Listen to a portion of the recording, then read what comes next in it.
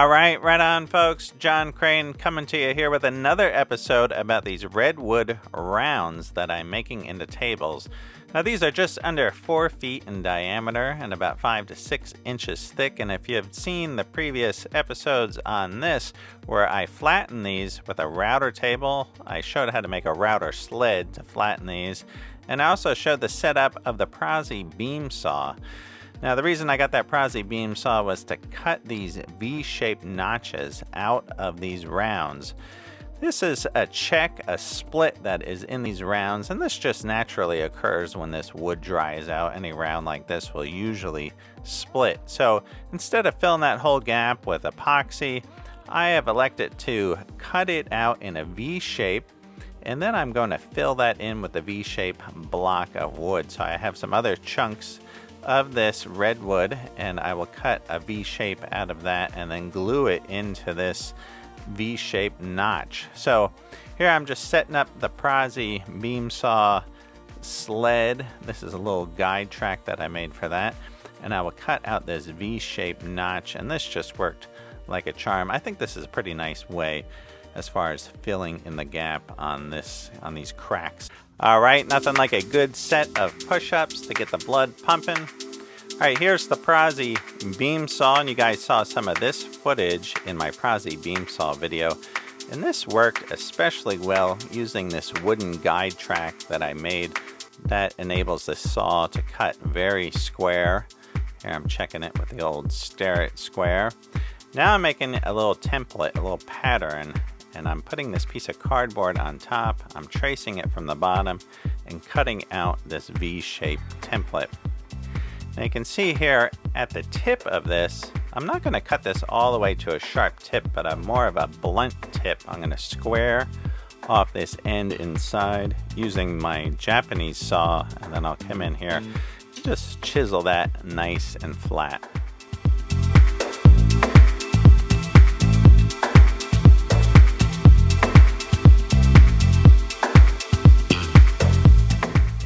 And now I'm just checking my template to see how it fits in the V-notch. And now I will transfer this pattern onto my sacrificial piece of redwood that I'm going to cut the V-wedges out of. I'm doing a couple of these rounds at once right now. So I'm making a couple wedges, and I'll fit these into 2 different rounds. I'm going to try to do multiples of these at one time, but I'm starting with these 2 first. Here I'm just spacing my template guide off the thickness of the Epoxy beam saw blade. That enables me to get the right cut on this wedge. And voila, look at that. Doesn't that look beautiful? That's a nice cut on that. I was really surprised on how well that Epoxy beam saw works.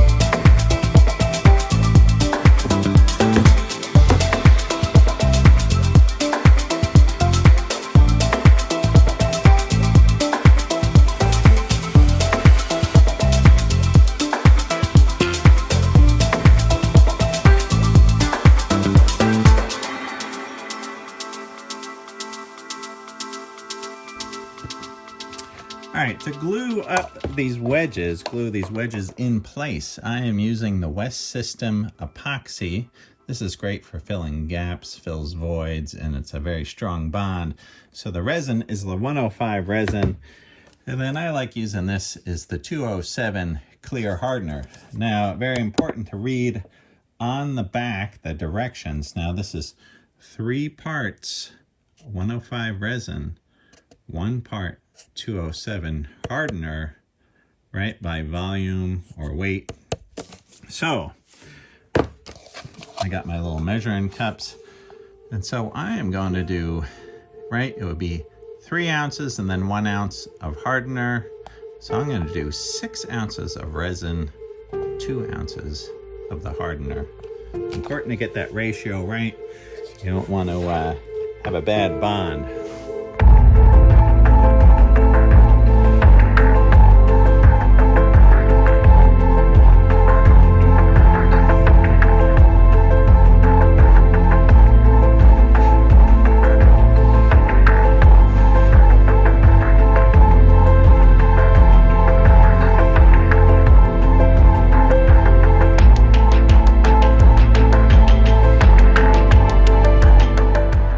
Epoxy is a great glue of choice to use in this particular situation because there will be some voids in between the mating surfaces.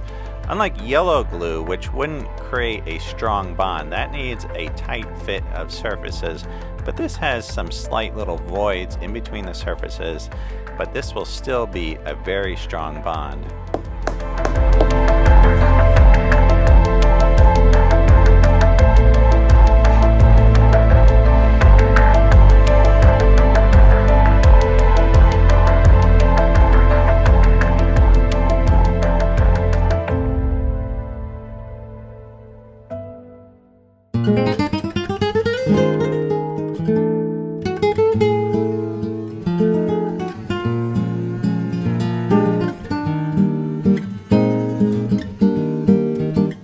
Sometimes it's best just to let the video speak for itself.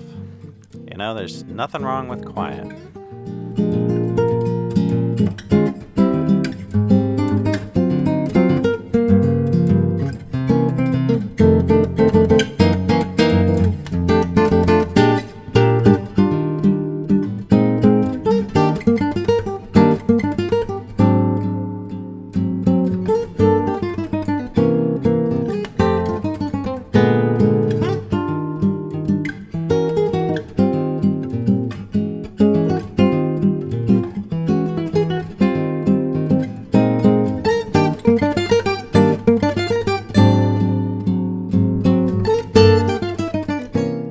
Alright, right on. I hope you guys enjoyed this video. Please be sure to like and subscribe. Leave a comment, tell me what you're thinking, and tune in next time when I show how I put some epoxy on these tabletops. They turn out beautiful. Alright, right on.